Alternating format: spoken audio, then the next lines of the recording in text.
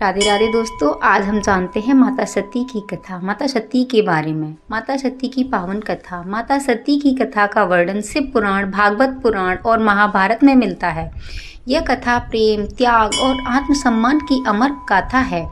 माता सती प्रजापति दक्ष की पुत्री थीं। वे आदिशक्ति का अवतार मानी जाती हैं। बचपन से ही उनका मन भगवान शिव की भक्ति में लीन रहता था। राजा दक्ष शिवजी को तपस्वी, विरक्त और भस्मधारी होने के कारण पसंद नहीं करते थे, परंतु माता सती ने कठोर तपस्या करके शिवजी को पति के रूप में प्राप्त किया। सती और शिवजी का विवाह हुआ, पर राजा दक्ष इस विवाह से प्रसन्न नहीं थे।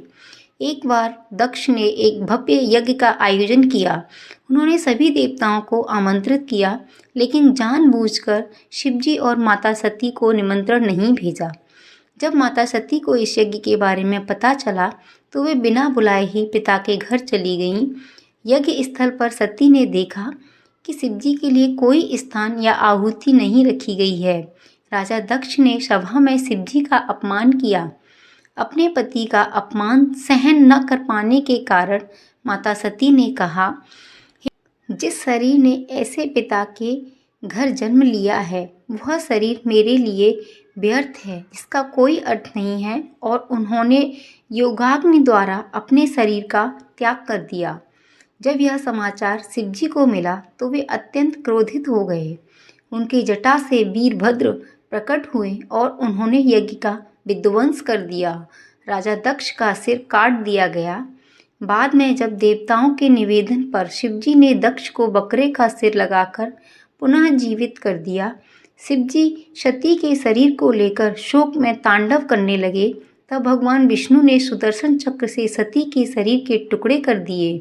जहाँ जहाँ सती के अंग गिरे, वहाँ वहाँ शक्तिपीठों की स्थापना हुई।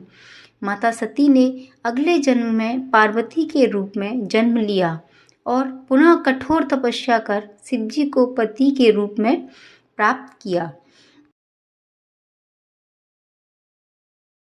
हमें यह संदेश मिलता है कि पति पत्नी का संबंध विश्वास और सम्मान पर आधारित होता है।